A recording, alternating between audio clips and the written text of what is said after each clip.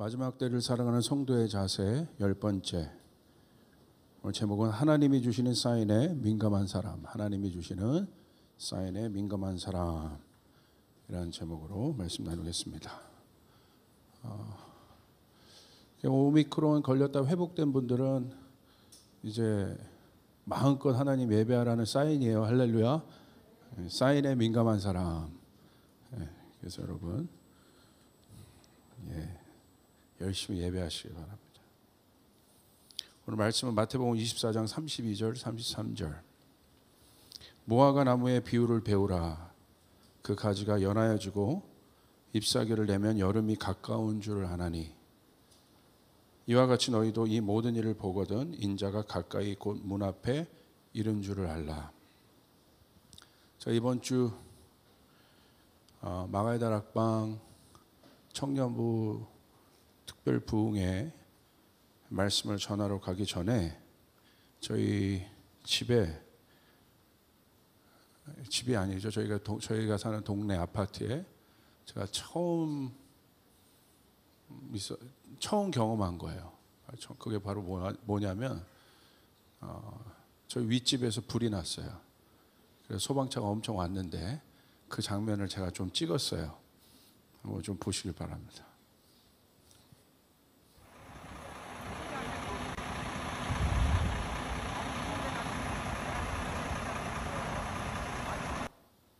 뭐 별거 없죠. 할렐루야.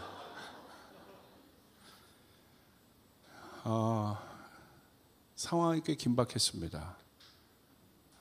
소방차가 꽤 많이 왔고요. 경찰이 오셨고 또 관리사무소 직원들이 출동을 했어요. 그 화재의 원인은 저희 바로 윗집에 노부부가 사시는데 그 빨래를 삶으셨나 봐요. 빨래를 삶으시고 깜빡 잊으셨나 봐요. 그리고 호수공원에 산책을 가신 겁니다. 그 사이에 이제 불이 난 겁니다. 그런데 저희가 그걸 어떻게 알았냐? 저렇게 꽤 크게 이제 소방차도 막 저 큰 소방차가 몇 대가 출동을 했었거든요. 어떻게 알았냐? 저랑 저희 아내랑 이제 거실에 제가 사역을 가기 전에 이제 준비하고 있는데 전화가 온 거예요. 어떤 전화가 왔냐면 저희 둘째 딸한테 전화가 왔습니다. 학교 갔다 이제 돌아오는 길에 엄마 나 지금 집에 못 들어가고 있어 그러는 거예요. 그냥 올라오면 되지 왜 못 들어와? 그랬더니 엄마 바깥에 봐봐. 소방차가 엄청 많이 왔어. 그래서 깜짝 놀라가지고 저희가 바깥을 가서 쳐다봤는데 아니나 다를까 소방차가 엄청 많이 온 거죠. 그때서야 큰일이 났구나. 그래서 제가 그걸 깨닫고 옷을 그 코트를 빨리 잠바를 위에 입고 아이를 데리러 이제 내려가기 위해서 이제 급하게 내려갔습니다. 어떻게? 일단 내려갔을 때는 이제 모든 상황이 이제 정리된 상황이었습니다. 정리가 이제 끝난 상황이었어요. 그래서 소방관들도 이제 정리를 하려고 하는 상황이었고, 그리고 경찰들도 뭔가를 이제 마무리하는 시점이었고, 관리사무소 아저씨들만 막 분주히, 왜냐하면 아파트에서 일어난 거기 때문에 그런 상황이었습니다. 마지막에 가서 제가 안 거죠. 어떻게 그 정도 됐는데도 제가 모를 수 있었을까? 그리고 왜 사역 가기 전에 이런 일을 제가 경험했을까 생각을 해봤습니다. 그랬더니 가만히 이제 복기를 해봤더니 몇 가지 사인이 있었어요. 어떤 사인이 있었냐면 쿵쿵거리는 소리가 나더라고요. 그래서 굉장히 큰 소리로 쿵쿵거리는 소리가 났는데 아파트 전 동이 울릴 정도로. 얼마 전에 저희 아파트 동에서 인테리어를 어떤 분이 하셨거든요. 저는 그거의 연장인 줄 알았어요. 지금 인테리어 하고 있구나. 낮에였기 때문에. 밤에 그랬다면 이게 무슨 일이야 했겠지만 낮이었기 때문에 지금 누가 인테리어 공사를 하시는가 이렇게 생각한 거예요. 알고 봤더니 소방관이 위에 문이 닫혀 있으니까 강제로 문을 개폐하는 소리였습니다. 굉장히 큰 소리였어요. 인지하지 못했죠. 제가 깨닫지 못했어요.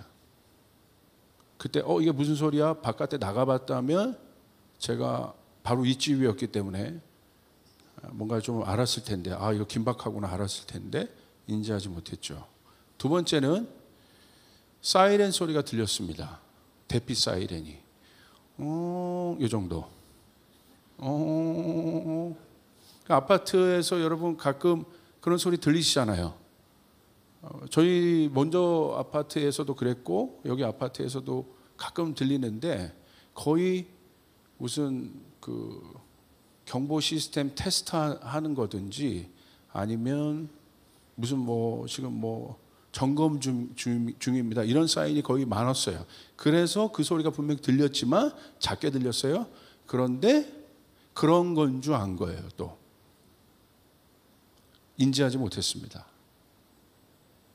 세 번째, 어떤 냄새가 조금 났어요.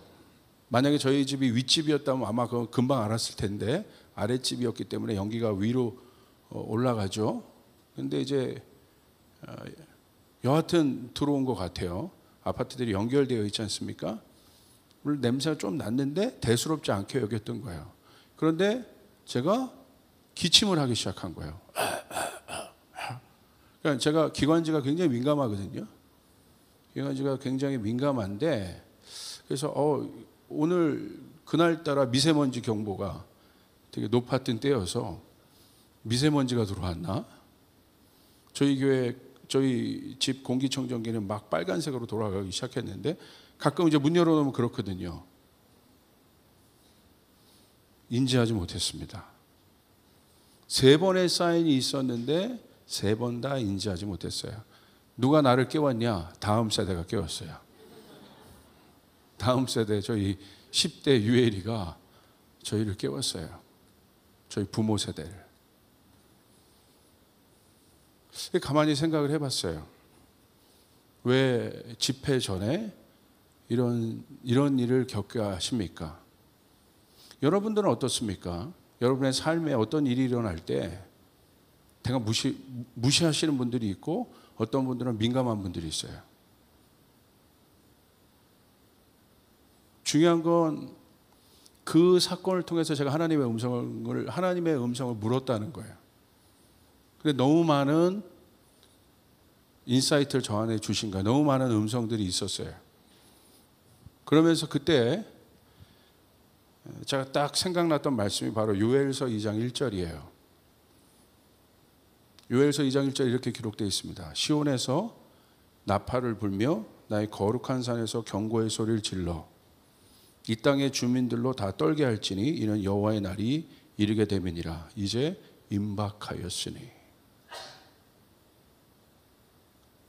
만약에 그 화재가 생각했던 것보다 큰 화재였으면 어떻게 할 뻔했습니까? 그렇게 생각하니까 아찔하더라고요.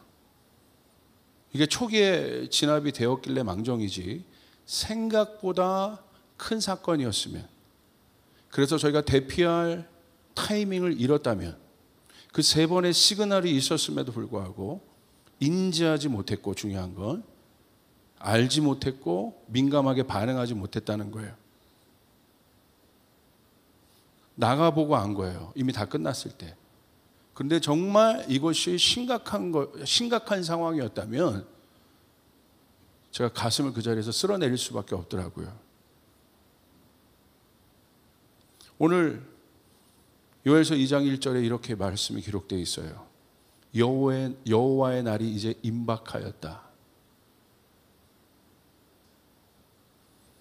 그런데 여호와의 날이 임박할 때 어떻게 하라는 겁니까? 경고의 나팔 소리를 불라는 거예요. 여호와의 날이 임박하였는데 그냥 임박한 것이 아니라 그 임박하였다는 것을 우리가 어떻게 알 수 있습니까? 하나님은 선지자를 통해서 나팔을 불게 하세요. 그 나팔은 뭘 의미합니까? 시그널이에요. 사인입니다. 제가 깜짝 놀랐어요. 어떤 영적인 패턴을 발견했어요. 어떤 패턴? 하나님은 우리들의 삶에 어떤 일을 일으키시기 전에 하나님은 우리에게 시그널을 주세요. 하나님 우리에게 사인을 주세요. 그냥 하지 않으세요. 반드시 하나님은 우리가 알 수 있도록 시그널을 주신다는 거예요. 문제는 우리가 그 시그널을 캐치하지 못한다는 것에 있다는 것입니다.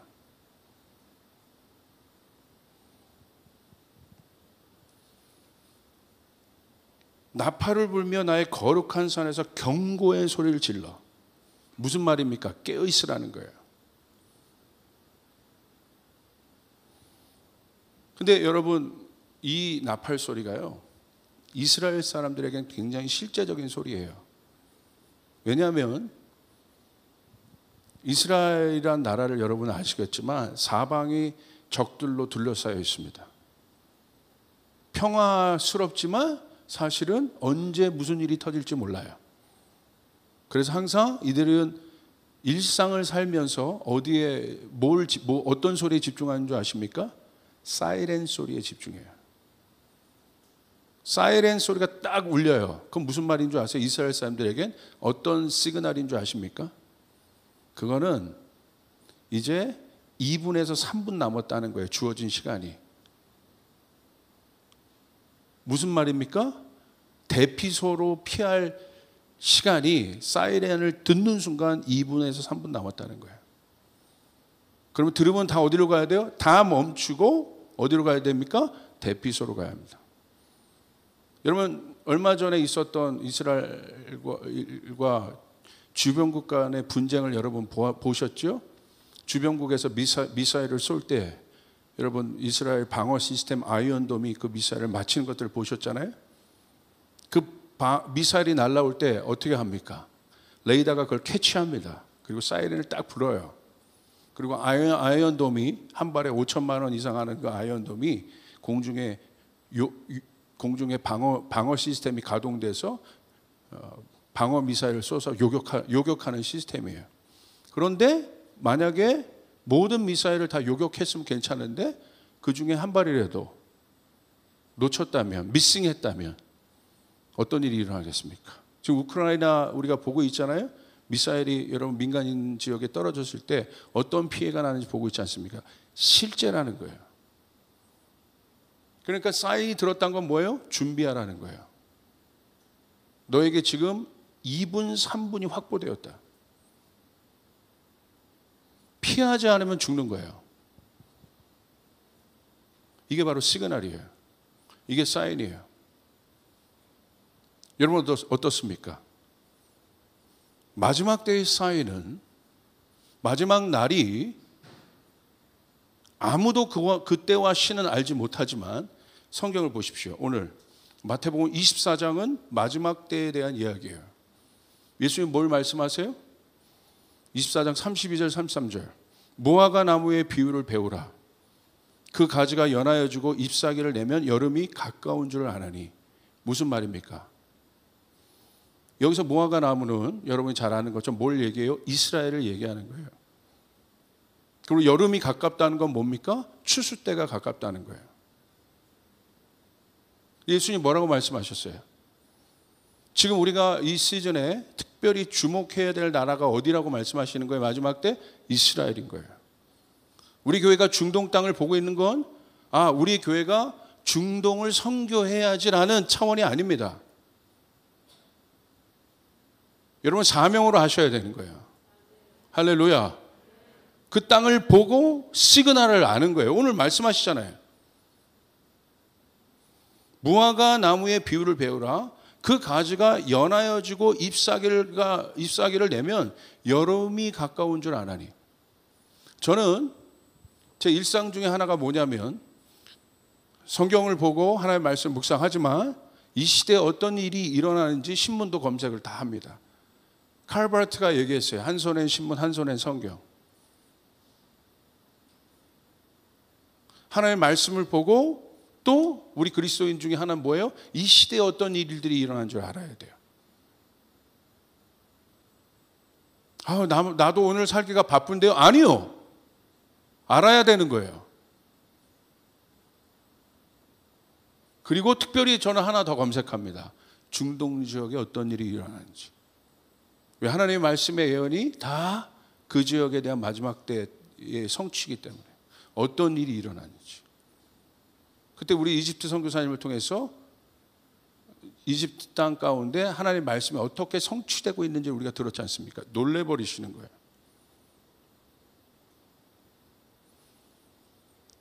자, 33절 보세요. 이와 같이 너희도 이 모든 일을 보거든. 이 말씀이 중요합니다. 인자가 가까이 곧 문 앞에 이른 줄 알라. 무화과 나무의 비유를 말씀하시. 때와 시는 알지 못하지만 분명히 주님께서 우리가 가운데 계절은 말씀하고 계신다. 지금이 어떤 시즌인가? 지금이 봄인가? 지금이 여름인가? 가을인가? 겨울인가? 여기 뭐라고 돼 있어요? 이 모든 일을 보거든이란 말은 뭐예요? 알리신다는 거예요. 사인을 주신다는 거예요.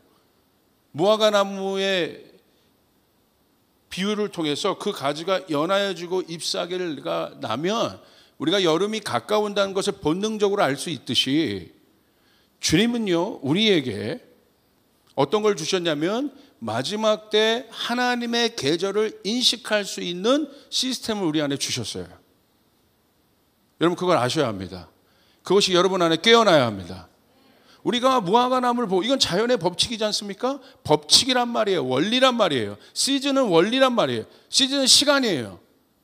이거를 만질 수 있는 존재가 없어요. 하나님 말고. 그런데 우리는 알아요. 아, 지금이 무슨 계절이구나.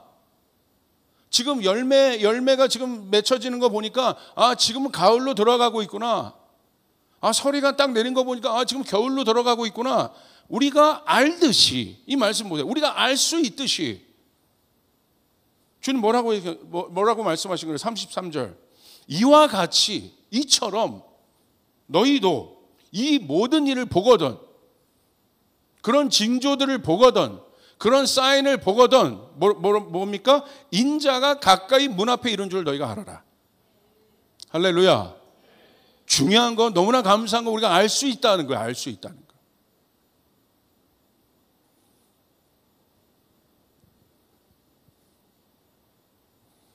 하나님은 이 모든 것들을 우리 가운데 알게 하셨다는 거예요.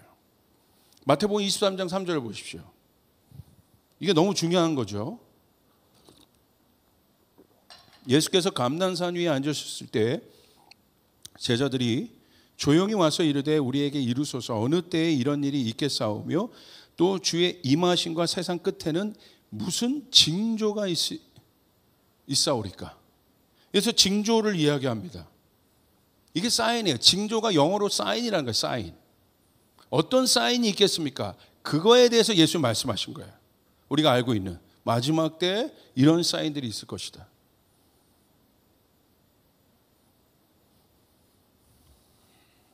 징조는 무슨 뜻이냐면 앞으로 어떤 일이 일어날 것인가를 미루어 알게 하는 일이나 현상, 조짐, 전조. 이게 징조란 뜻이에요. 여러분 이제 성경 앱이나 이런 데 여러분 징조라는 키워드를 넣으시면 많은 곳에서 이 징조가 들어가 있는 단어, 이 성경 구절을 볼 수 있습니다. 놀라운 건 뭐냐면 하나님은 징조로 우리에게 알리신다는 거예요. 하나님 알게 하시는 분이라는 거예요. 이 징조가 원어로 보면요, 세메이온인데 뭐냐면 지시하는 거예요. 가르치다는 거예요. 왜 징조를 주시느냐? 지시하시는 거예요. 방향을 가르치시는 거예요. 지금 여기다. 지금 여기다. 지금은 이때야. 지금은 일로 가야 될 때야. 지금 여기를 봐야 될 때야. 이게 징조란 뜻이에요. 빨리 궤도 수정하라는 거예요. 빨리 좌표 설정하라는 거예요. 여러분의 인생의 신앙의 좌표를 설정하라는 거예요. 아멘. 그게 징조의 역할이에요. 나팔 소리를 듣는다면 빨리 준비해서 그 확보된 시간에 어디로 가야 되는 거예요? 방공으로 대피해야 되는 거예요. 그게 징조예요. 중요한 것은, 너무 놀라운 것은 여러분의 삶 가운데 하나님은 끊임없이 말씀하고 계신다는 거예요. 아십니까?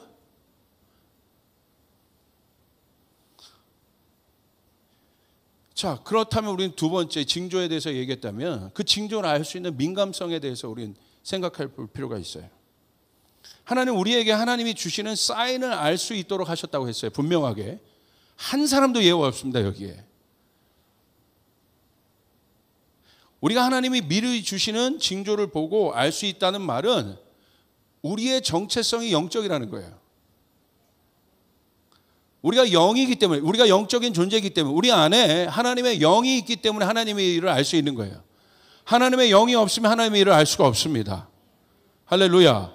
그러므로 여러분이 예수 믿고 구원받고 성령 받고 하나님의 영이 여러분 안에 그 다음부터는 내주하시는데 하나님은 그때부터 여러분에게 말씀하시는 거예요. 여러분의 가정에 말씀하시는 거예요. 여러분의 일터에 말씀하시는 거예요. 여러분 오늘 순간에 말씀하시는 거예요. 근데 중요한 건 내가 민감하냐 민감하지 못하느냐의 문제예요. 하나님은 말씀하시는데 내가 민감하느냐 민감하지 못하느냐. 하나님은 말씀하시고 하나님은 우리에게 사인을 주시고 하나님은 우리 가정에 교회에 한국에 열방에 사인을 주시는데 중요한 것은 내가 민감하게 반응하느냐 민감하지 못하느냐 그 문제입니다. 사무엘상 3장 1절 2절 보니까 둔감한 자가 있어요. 그 사람이 누굽니까? 엘리 제사장이에요. 아이 사무엘이 엘리 앞에서 여호와를 섬길 때 여호와의 말씀이 희귀하여 이상이 흔히 보이지 않았더라.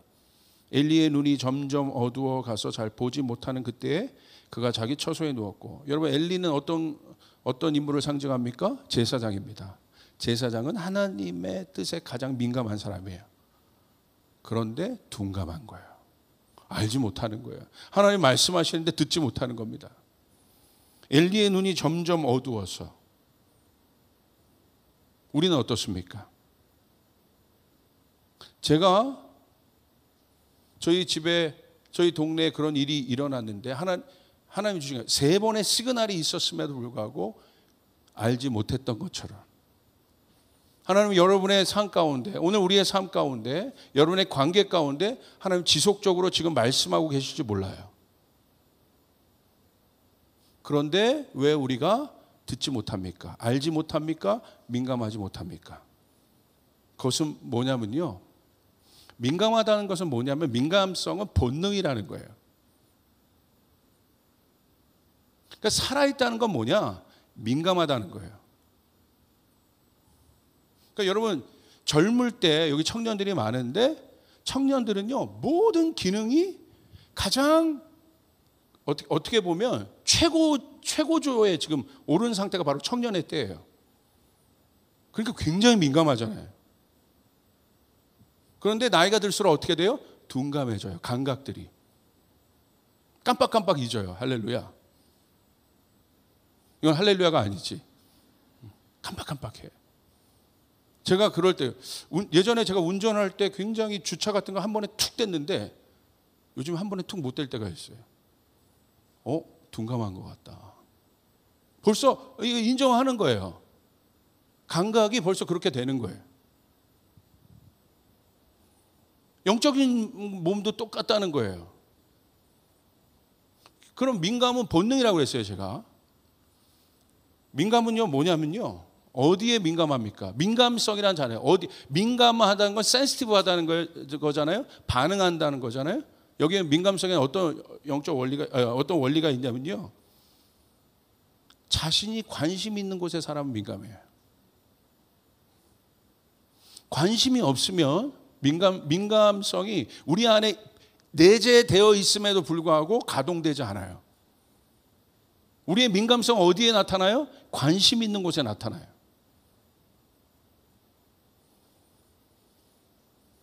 지금 자기가 집중하고 있는 곳을 말하는 거예요. 그게 민감하다는 거예요. 아이 엄마 보십시오. 아이 엄마의 모든 관심은 어디에 있습니까? 아기에게 있습니다. 그러니까 아이 엄마는 우리가 듣지 못하는 아이 울음소리를 듣는 거예요. 센시티브한 거예요. 왜? 관심 있기 때문에. 여러분 이게 놀라운 원리입니다. 관심도가 민감성과 비례한다는 거예요.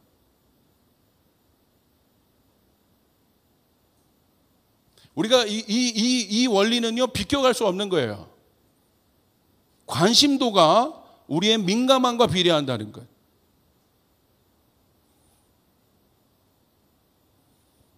여러분의 유튜브 검색어를 지금 한번 찾아보세요. 지금 말고 한번 찾아보세요. 뭐를 넣으셨는가? 이 유튜브가요, 여러분이 넣는 키워드에 민감해요. 그것이 여러분의 관심이라는 걸 알아요. 그래서 뭘 소개해줘요? 여러분이 그걸 넣는 것들을 이 AI가 벌써 알고리즘으로 딱 분석해서 여러분에게 연관된 영상들을 제시해줘요. 그래서 타고 계속 가는 거예요. 너무 민감해요. 이게 너무 실제적인 문제라는 거야. 오늘 여러분 유튜브 검색어를 한번 보세요. 어떤 것들을 넣으셨는가? 이번 일주일 동안 여러분이 뭘 넣었는가? 유튜브 검색어에. 여러분이 궁금한 게 뭐였는가? 너무 실제적인 것이라는 거예요.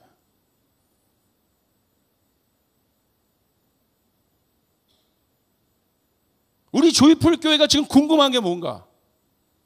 여러분 이 교회에 오셔서 이 교회라는 검색창이 있다면 이 조이풀 교회 검색창에 여러분은 어떤 키워드를 지금 넣고 계십니까? 실제적인 거라는 거예요. 사람이 많이 모여 있는 게 중요한 게 아니에요. 마지막 때는 민감한 자들이 일어나는 거예요. 할렐루야. 민감도는 내 관심과 비례한다는 거예요. 내가 지금 뭐에 관심 있는가? 그러면 친절하게 얘기해 주잖아요. 유튜브가 아니면 넷플릭스가 조지훈 님이 좋아하시는 취향 저격 영상 쭉 기가 막혀요. 내가 궁금했던 장르인데 너무 민감해. 그러니까 돈을 벌죠. 그러니까 누가 쉽게 말하면 성공하느냐 이 세상에 그거에 민감한 사람들 성공하는 거예요. 너무 실제적이라는 거예요. 영적인 원리도 똑같다는 거예요. 추상적이지 않아요. 너무 실제적이에요. 민감하다는 건 뭐냐면요, 감지할 수 있다는 거예요. 감지한다는 것은 알아채린다는 거예요. 그게 감지하는 거예요. 알아채린다는 건 뭐냐면 원래 몰랐어. 모르고 있었는데 이거예요. 요 반응. 혹시 제가 몰랐어요. 이 사건이 오늘 나의 삶 가운데 일어났어요. 그런데 이거예요. 혹시 하나님 뭐 말씀하시려고 하나? 이게 감지예요. 그냥 넘어가지 않는 거예요. 묻는 거예요. 오늘 여러분의 삶 가운데 일어난 많은 일들 속에서 여러분 혹시 감지해 보셨어요? 하나님 이 일들을 통해서 나에게 뭐 말씀하시나 지금? 혹시? 그 혹시가 중요한 거예요. 그럼 뭐가 되냐면 하나님의 말씀을 들을 자세가 돼요. 그때 이제 준비할 자세가 되는 거예요. 하나님 말씀해 주세요. 제가 듣겠습니다. 그럼 하나님 말씀해 주세요. 할렐루야. 할렐루야. 교회 왔을 때만 하나님 찾는 게 아니에요. 평상시 여러분의 삶에서 여러분의 삶 가운데 일어나는 일들 속에서 관계 속에서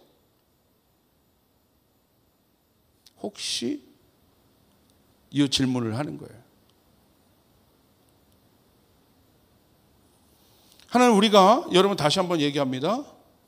놀라운 거예요. 자, 이건 원리라고 그랬어요. 이거는 원리란 건 뭐냐면 진리라는 거예요. 번복할 수 없는 법칙이라는 거예요. principle. 자, 영적 원리에 대한 가장 여러분 아주 쉬운 이해가 뭔지 아십니까? 추상적인 여러분 혼적인 영역에서 영적인 것에 대한 이해가 아니라 혼적인 것은 우리를 막 속일 수도 있잖아요. 나 피곤한데 여러분 각성제 먹으면 안 피곤한 것처럼 속일 수 있는 게 혼이에요. 그러니까 이 혼은 별로 믿을 게 못 돼. 우리가 이 혼을 다스리지 않으면. 그러니까 사단도 혼의 영역에 공격을 했잖아요. 정직한 건 영과 육이에요. 그러므로 오히려 육의 법칙, 몸을 아는 사람은요, 영적 원리를 이해하는데 더 쉬워요. 어렵지 않아요. 자, 보세요. 내가 몸이 좋지 않아요. 그러면 몸이 내가 머릿속에서 인지하든 인지하지 못하든 사인을 줘요. 그게 중요하다는 거예요. 내가 인식하건 인식하지 않건 내가 몸이 벌써 좋지 않아요? 그러면 몸이 사인을 준다는 거예요. 내가 인지해서 아는 게 아니라 인지해서 아는 거는 두 번째로 들어가는 거예요.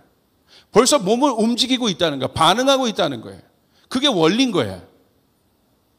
내가 깨닫건 깨닫지 않건 몸은 안 좋은 게 들어오면 반응해요. 스스로. 왜? 그렇게 하나님 우리를 창조하셨어요. 스스로 몸을 디펜스할 수 있도록. 잘못된 바이러스가 들어오면 그것과 싸울 수 있도록 내가 그것을 인지하건 인지하지 않건 우리 몸 자체 하나님 우리를 그렇게 창조하셨어요. 할렐루야. 근데 언제 알아요? 이제 심각해질 때 깨닫게 되는 거예요. 내가 그것을 깨닫는 순간은 어떤 순간이에요? 이제 몸이 야 여기서 더 넘어가면 안 돼. 이미 내 몸은 반응하고 있었어요. 내가 인지하지 못했을 뿐이지. 그런데 언제 인지해요? 어떤 시그널이 분명해졌을 때. 갑자기 어지러움증을 느껴요. 그리고 막 식은땀 흘려요. 숨이 가빠와요. 그 전에 몸은 반응하고 있었다는 거야. 그런데 그것을 내가 인지하는 단계가 됐다면 뭐예요? 빨리 움직이라는 거예요. 빨리 조치를 취하라는 거예요. 거기서 넘어가면 안 됩니다. 그러면 일이 나는 거예요. 사단이 나는 거야. 그것이 하나님이 우리 안에 우리를 창조하실 때 그런 시스템을 우리 가운데 주셨다는 게 놀라운 거예요. 할렐루야. 그래서 가장 강력한 치유는 뭐냐면요. 자연 치유입니다. 약은요. 완치가 없어요. 약으로 완치되지 않아요. 약은요. 도와줄 뿐이에요. 우리 안에 있는 그 기능, 자체적인 기능이 있단 말이에요. 그 기능을 활성화시키는 데 도와줄 뿐이에요. 약 자체가 능력이 있는 게 아니에요. 자체의 능력은 우리 안에 있습니다. 아멘? 영적인 것도 마찬가지입니다.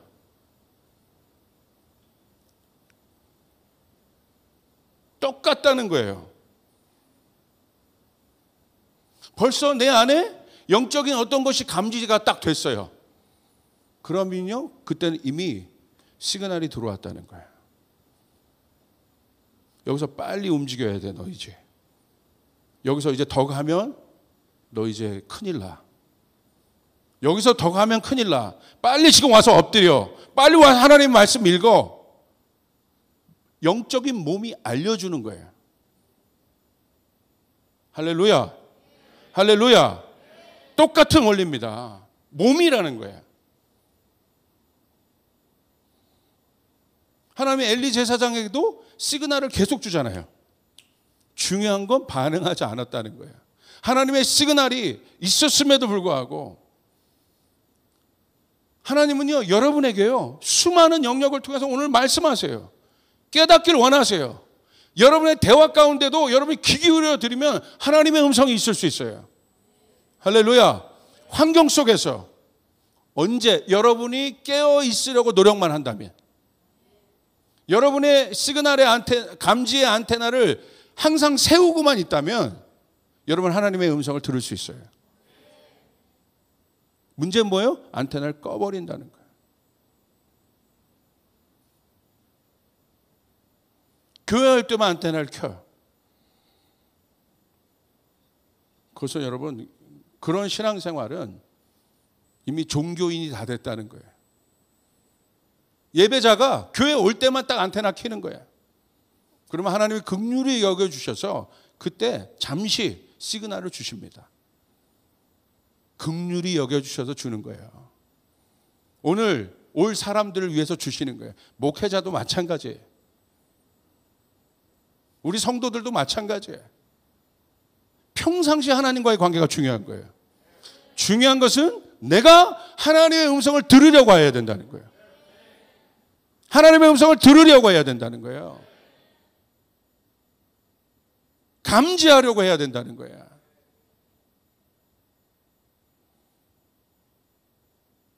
예를 들어 이런 겁니다. 좋은 일에 대한 시그널도 있을 수 있지만 특별히 너무 감사한 것은 하나님이 나쁜 일을 대비할 수 있도록 우리 가운데 그 시그널을 주셨다는 거예요. 우리 몸이 나쁜 것을 대비하도록 알려주잖아요. 야, 여기서 더 먹으면 큰일 난다. 할렐루야. 너 여기서 운동 안 하면 이제 안 돼. 말씀하세요. 벌써 관절이 이렇게 막 좀 시원치 않아. 그럼 뭐냐면 빨리 나 관절 아프다가 아니라 빨리 운동하라는 거야. 근데 안 해. 그 몸이 알려주는 거란 말이에요. 나쁜 거에 대해서. 마찬가지입니다. 영적인 것도 우리 안에 방어 시스템이 있어요. 면역 시스템이 있어요. 영적인 면역 시스템이 있어요. 우리가 알던 모르던 수많은 죄의 유혹에 우리가 노출되어 있습니다. 근데 웬만한 건 우리 자체적으로 내가 인식하던 인식하지 않던 여러분 그것들이 이게 걸려질 때가 있어요. 그런데 내가 인식하는 순간은 뭐예요? 시그널이 들어왔다는 거예요. 알려주는 거예요. 영적인 몸이. 여기서 더 가면 안 돼. 그럼 뭐 해야 돼요? 멈춰야 되는 거야. 그럼 하나님 앞에 나와야 되는 거예요. 하나님 앞에 돌아와야 되는 거예요. 기도해야 되는 거예요. 아멘. 알려준다는 거야. 알려준다. 그 시그널까지 망가졌으면 자꾸 그거 무시하면 어떻게 됩니까? 망가지는 거야. 그래서 뭐라고 그래요? 성경에서 자기 소견대로 사는 거예요. 하나님 없습니다. 그 안에.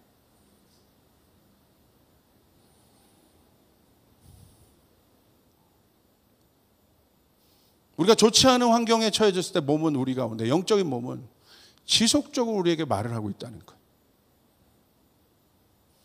제 설명이 여러분에게 동감되고 이해가 된다면 아멘 해보세요. 맞습니까? 가만히 생각해 보세요. 복귀해 보세요. 하나님 여러분의 삶 가운데 말씀 안 하셨습니까? 경고 안 하셨습니까? 경고가 아니라 사인을 안 주셨습니까? 시그널을 안 주셨습니까? 죄의 완악성은 뭐예요? 내가 안 듣는 거야.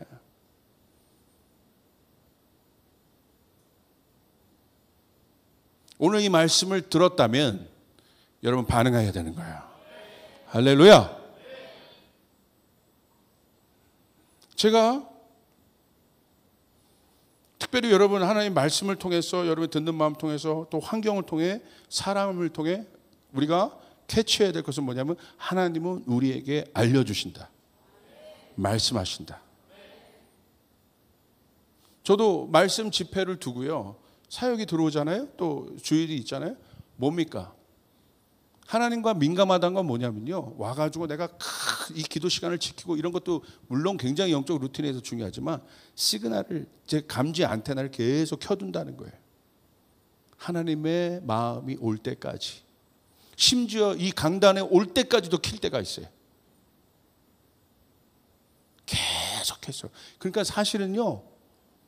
이 수신도가 약한 데 가면요. 피곤해져요. 왜냐하면 에너지를 쓰는 거잖아요. 여러분 어디 이게 여러분 핸드폰도 마찬가지 아닙니까? 어디에 배터리가 쫙 달아요? 그 영적 시그널을 잘 이 주파수를 잘 잡을 수 없는 곳에 가면 배터리가 확확 다는 거예요. 교회도 마찬가지예요. 죄송하지만 이게 어떻게 설명해야 될지 모르겠지만 마찬가지예요. 이 예배가 여러분 상태가 우리 상태가 저도 마찬가지로 준비되어 있고 하나님 앞에 모든 사람이 민감하여 깨어 있으면 여러분 수신도가 좋다는 거예요. 할렐루야. 그런 예배자가 서면 굉장히 좋아요. 우리 모두가. 여기도 보세요. 만약에 제가 구글 안경 같은 걸 이렇게 껴서 여러분 머리에 뭔가를 볼 수 있다면 오, 수신도 지금 안테나 5개 떴네. 쟤는 X네. 쟤는 3개네. 여러분 어떻습니까? 지치지 않는 거예요. 지치지 않는 거예요. 우리의 모든 지침은 그것으로부터 와요. 영적인 수신도가 떨어졌을 때, 주님과의 관계가 멀어졌을 때, 주님 우리를 사랑하시기 때문에 지속적으로 우리에게 말씀하십니다. 여러분의 관계 가운데 말씀하십니다. 여러분의 상황 가운데 말씀하십니다. 주님 우리를 사랑하시기 때문에. 주님의 기지국에서 오는 이 신호가요, 워낙 강해요. 그러나 아무리 강하더라도 우리가 깨어 있어야 한단 말이에요.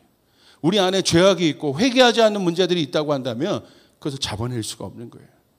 그러므로 날마다 회개해야 되는 거예요. 날마다 주님 앞에 나와야 되는 것이에요. 날마다. 아멘? 지속적으로 열어둬야 되는 거예요.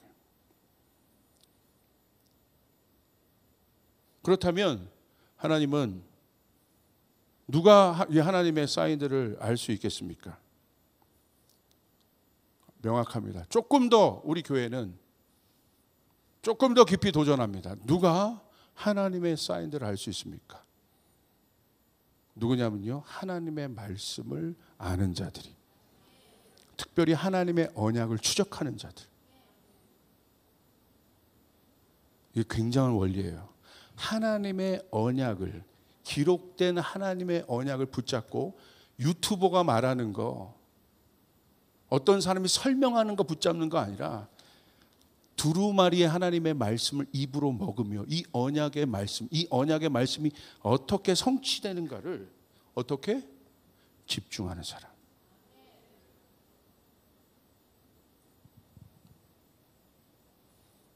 그 사람이 시대의 징조를 알 수 있어요.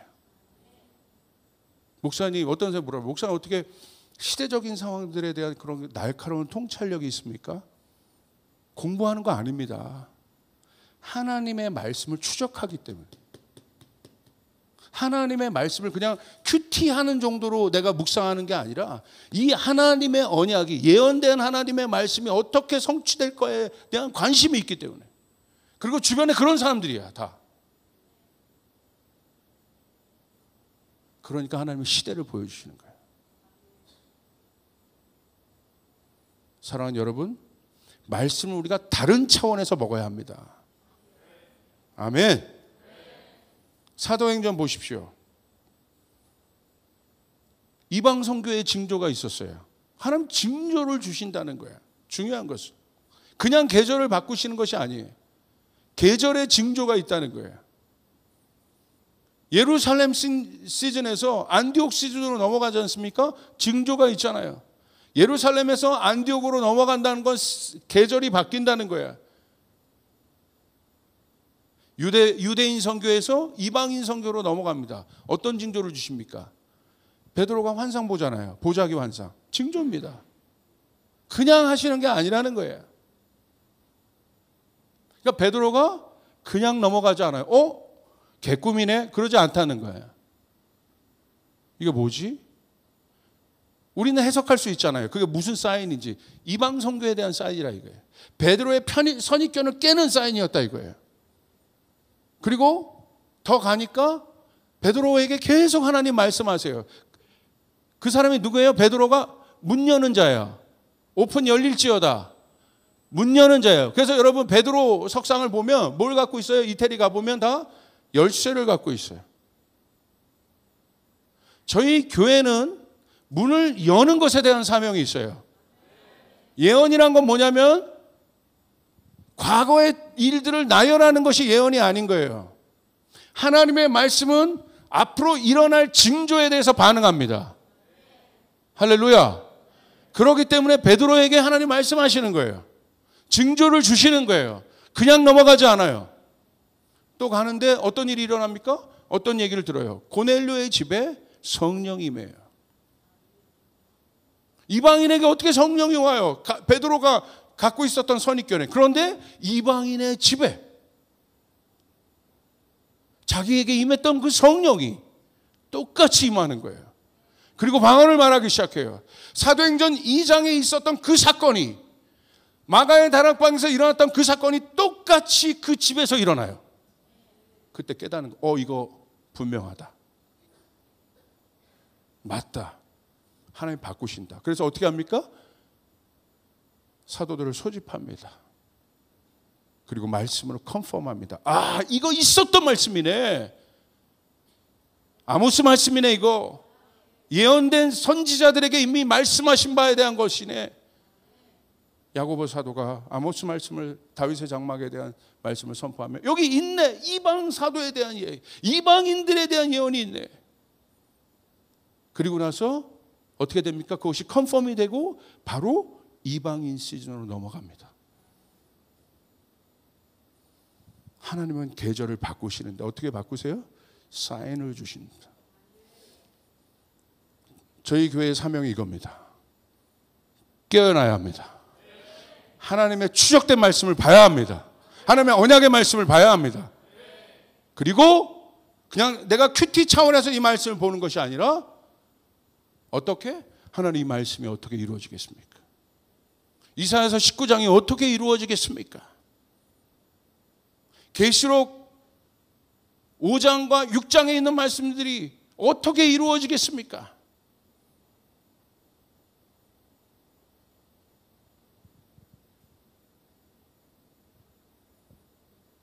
여러분, 이 단계로 들어가면 다른 차원이 돼요. 알게 됩니다. 해석이 가능해요. 시대를 제가 주일날 설교하게 될 것 같은데 꿰뚫어보게 돼요. 관망하는 상태가 아니라 꿰뚫어봄. 그 꿰뚫어봄이 뭐예요? 돌파라는 거예요. 제가 한 책을 요즘에 깊이 보고 있는데 이게 바로 아브라함 조슈아 하셀, 제이 하셀이 지은 예언자들이라는 책입니다. 두꺼운데 예전부터 제가 이제 좋아했던 유대 신학자인데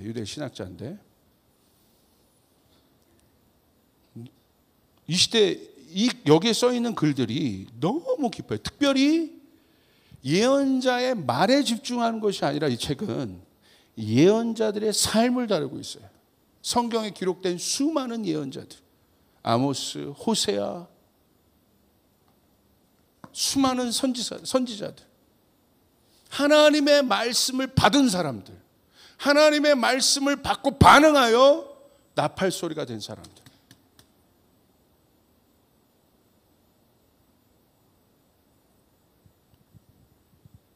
저희 교회의 사명은 이 사명이 있어요. 나팔 소리가 돼야 합니다. 여러분, 나팔 소리가 돼야 합니다. 그러려면 그 다음 단계로 들어가셔야 돼요. 오늘 제가 설교했던 부분들을 깊이 깨닫고 주님, 저에게 말씀해 주십시오. 이 시대를 보며 말씀해 주십시오. 저희 교회가 가고 있는 방향성에 대해서 말씀해 주십시오.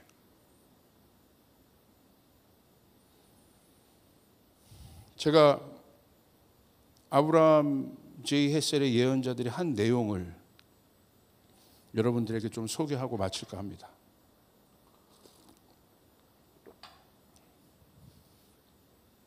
보여주시겠어요? 제가 읽다가 이 부분을 좀 똑같이 인용을 했습니다. 아브라함 제이 헤셀이 이렇게 얘기합니다. 예레미야 말씀에 보면 너 하늘이 이 일로 말미암아 놀랄지어다. 심히 떨지어다 두려워할지어다. 여호와의 말씀이야. 예레미야가 예언자잖아요. 내 백성이 두 가지 악을 행하였나니 곧 그들이 생수의 근원되는 나를 버린 것과 스스로 웅덩이를 판 것인데 그것은 그물을 가두지 못할 터진 웅덩이들이니라. 이렇게 그 사람이 썼습니다. 아브라함 조슈아 헤셀이. 몇몇 중요하지도 못한 가난뱅이들이 어느 정도 불의한 일을 당했다 해서 영광의 도시 예루살렘이 파괴되고 온 민족이 포로가 되어 끌려간다는 것은 아무래도 지나치게 터무니없는 소리 같다. 아브라함 J. 햇셀이 쓴 거예요. 그냥 중요하지도 못한 가난뱅이 며칠 돌보지 않은 일에 대해서 예언자들이 심히 두려워 떨지어다. 너희는 망하게 될 것이다. 이렇게 반응하는 것이 옳냐는 거예요. 우린 그냥 뭐 그 정도까지 그렇게 민감하게 반응해? 이렇게 얘기할 수 있는데 이들은 그러지 않았다는 거예요. 이들은 너무 민감했던 거예요. 예언자들이 죄벌을 과정한 것이 아닐까? 아브라함 J. 햇셀이 질문합니다. 예언자들의 말은 잔뜩 흥분된 감정에서 쏟아내놓는 말이다. 그렇게 볼 수 있어요. 예를 들어 이스라엘 백성이 하나님을 대적하고 우상을 만들고 그랬다면 이런 음성이 이해가 되겠는데 몇몇 가난뱅이 하나를 좀 돌보지 않은 일에 대해서 이렇게까지 쏟아낼 수 있단 말이냐. 그의 비난은 엄격하고 가혹하다. 그러나 악에 대한 그들의 진지한 감수성을 여기서 이제 쓰는 거예요. 왜 그들이 그럴 수밖에 없냐.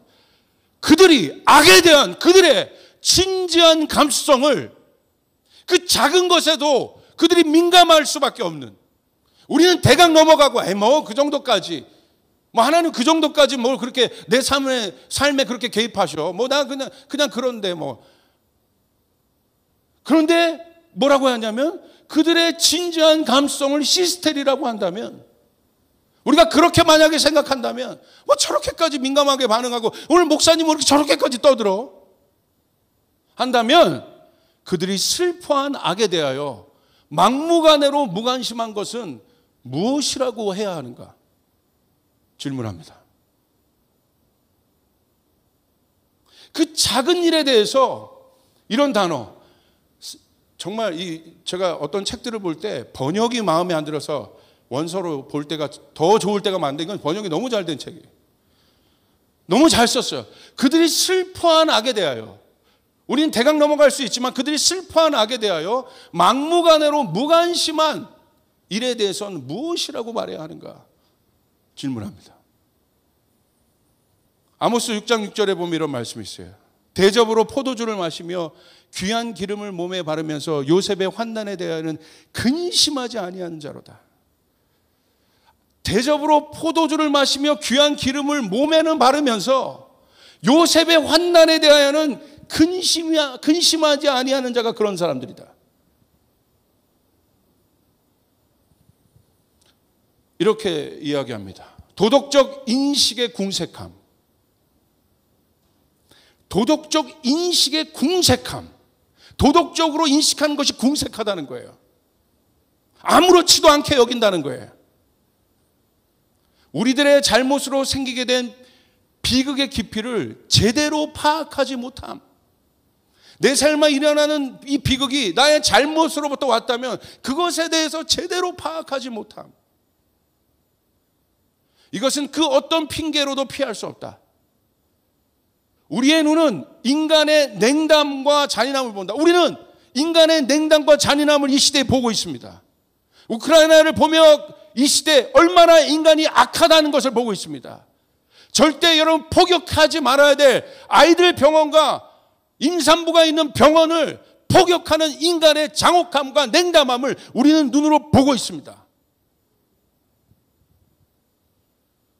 말도 안 되는 여러분 인간의 사악한 탐욕이 법을 어겨가며 여러분 이 대선 전국에 얼마나 많은 일들이 일어났다는 것을 우린 눈으로 보고 있습니다. 뭐라고 했습니까? 우리의 눈은 인간의 냉담과 잔인함을 본다. 그러나 우리의 가슴은 그 기억을 지우고 흥분을 가라앉히고 양심을 잠재우려 한다.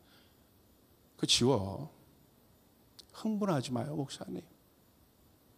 뭐 이렇게 흥분해? 다 있었던 일이고 인간은 원래 그런 거 아니에요?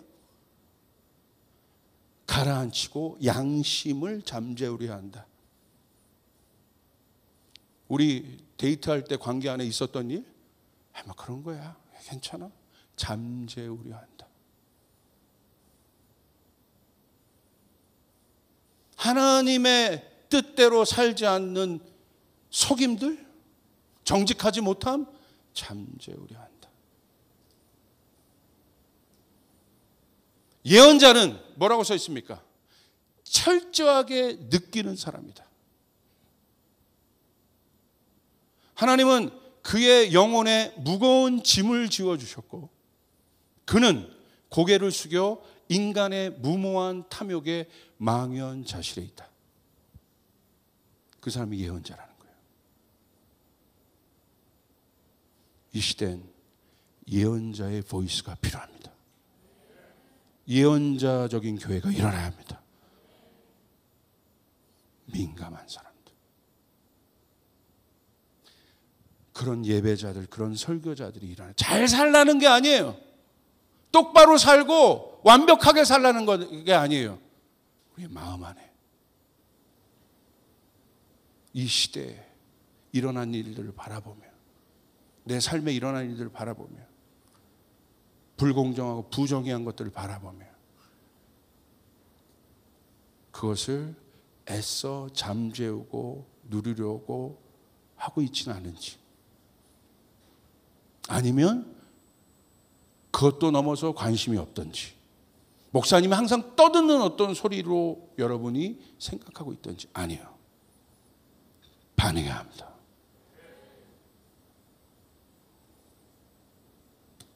너무 깊은 책이에요. 예전에도 제가 좀 봤었는데 그때는 확 안 들어왔어요.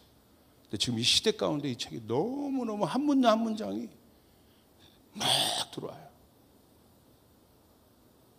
왜 호세아가 저런 글을 썼는지, 어떤 심정으로 토해냈는지, 그들의 삶, 그들의 민감성. 여러분은 어디에 민감하십니까? 하나님 어디에 말씀하고 계시다고 봅니까? 저희 교회에서도 보면요, 이런 분들 있어요. 그 삶을, 목사님의 설교를 추적하며 가는 사람이 있어요. 목사님 이 시즌에 이거 말씀하셨고 목사님 이 시즌에 민감하다는 거예요. 그런데 놀랍게 그 설교를 통해서 그 사람의 삶이 정렬되는 게 보여요. 그렇게 움직이는, 사업도 그렇게 하는 사람이 있어요. 민감하다는 거예요.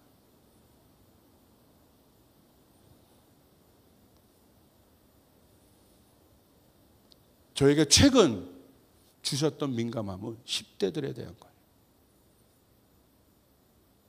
여러분 어디에 민감하십니까? 10대 생각하면 마음이 무너져요. 막 아파. 뭐라도 해야 될 것 같아요. 그래서 만나는 사람마다 10대 얘기를 해요. 왜요? 민감하니까. 저희 교회에서 요즘에 여러분 계속 10대 얘기 듣잖아요. 왜요? 민감한 마음을 주셨으니까. 얼마 전에 목회자 모임이 있었어요. 한국교회 리더들, 목사님들 모였어요. 다음 세대에 대해서 이야기하는 건데 저는 거기서도 티네이저 얘기했어요. 그랬더니 오늘 그것이 불씨가 되어 또 어떤 리더 목사님한테 여기 오기 전에 전화를 들었어요. 목사님 저도 그래요. 우리 뭐래도 해야 합니다. 그랬더니 어떤 또 큰 목사님, 이분이 가서 그분에게 나눴더니 사실 저도 그래요. 그래서 10대들을 위한 뭔가 어떤 일들이 움직여질 것 같아요. 할렐루야. 할렐루야. 하나님 그때 문을 여십니다. 하나님 그때 문을 여십니다. 아까 얘기했죠? 땡깡 부리는 기도 말고 이 시대를 바라보며. 여러분 믿지 않는 영화 감독도 문제 제기를 하고 있는데 우리는 어떻습니까? 뭐에 민감합니까?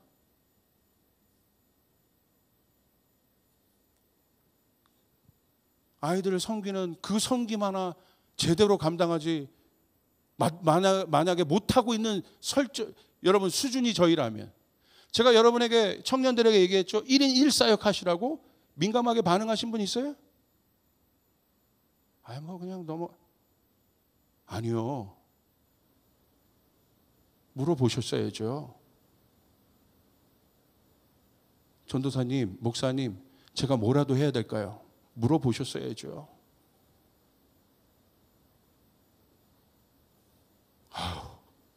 이 무거운 분위기 어떻게 해?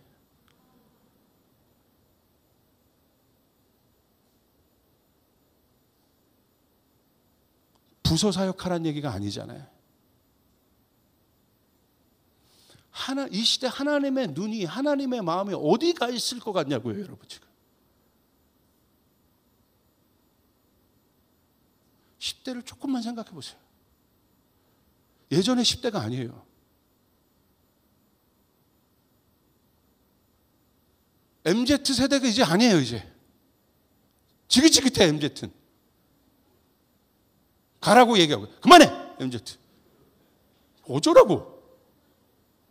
10대 걔네는 파악도 안 돼. 키즈 아이들 가슴을 쓸어내리며 커버넌트 하기 잘했다 이거 하고 있어요. 할렐루야. 할렐루야. 장난이 아닙니다. 지금 10대 아이들이요, 예전에 저희 때, 여러분 때, 20대 때 타락했던 그 일들이 10대로 다 내려와 있어. 그리고 퀴즈로 내려와 있어. 아이들 초등학교. 사랑하는 청년 여러분, 깨어 있읍시다. 할렐루야. 목사님 나도 힘들. 아니요. 반응해. 또 저에게 주시는 민감한 키워드, 난민. 지난 10년간 전 세계를, 유럽 세계를 여러분, 유럽 세계 최고 키워드는 뭐였습니까? 난민이잖아요.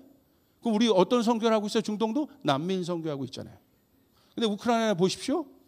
결국 키워드가 뭐가 되고 있어요? 난민이 되고 있잖아요. 막 지금 제가 막 이 체코를 통해서 저희가 연결된 어떤 선교사님이 메일을 보내오셨는데, 언론에 공개되지 않은 선교사님들이 보내온 사진들이 있어요. 우크라이나 안에서 찍은 사진들. 당장이라도 비행기 끊고 가고 싶더라고. 뭐라도 해야겠다 지금. 이번 주 우리 난민 헌금합시다. 우크라이나 헌금합시다. 아멘. 아멘. 뭐라도 막 체코라도 지금 가고.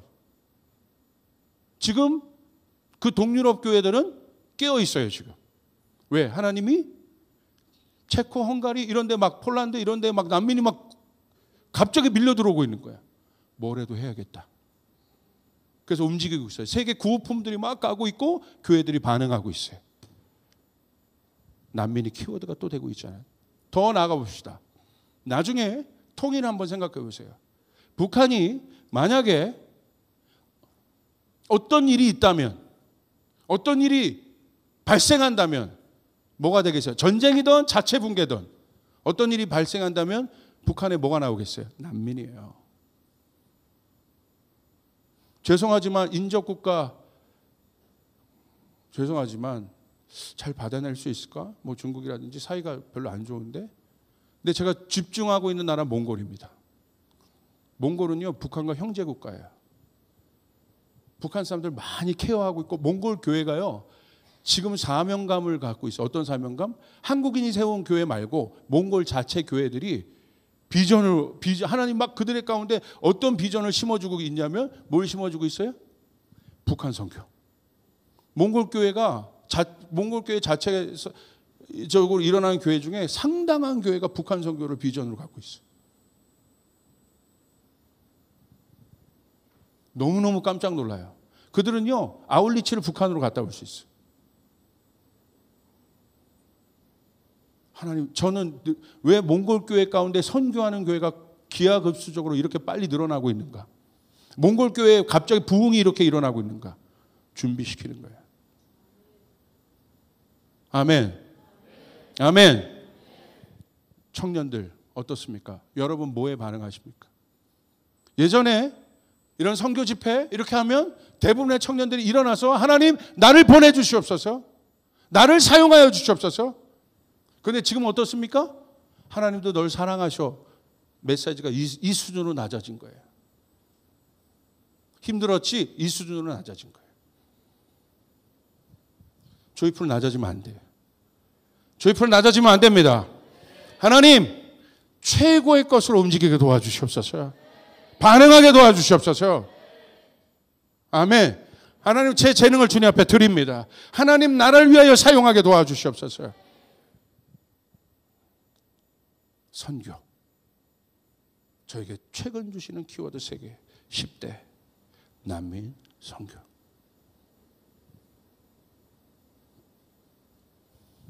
이제 말씀 마칩니다. 아브라함 제 헷셀이 이런 얘기했습니다.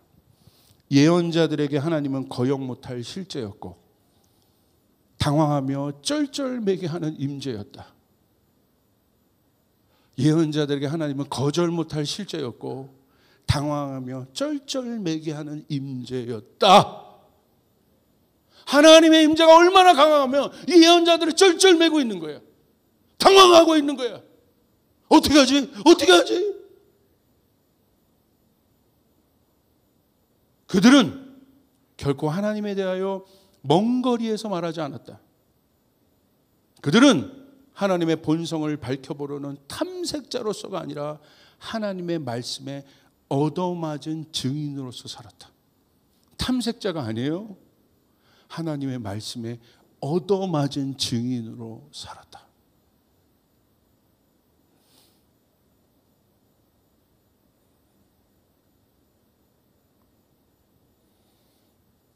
사랑하는 조이풀 가족 여러분, 한번 선포합시다. 민감하게 반응하고 움직이라. 하나님 나라를 또 쫓아가서 하나님 나라를 위해 무엇이든 하라. 다시요. 민감하게 반응하고 움직이라. 하나님 나라를 위해 무엇이든 하라. 아멘. 기도하겠습니다. 하나님.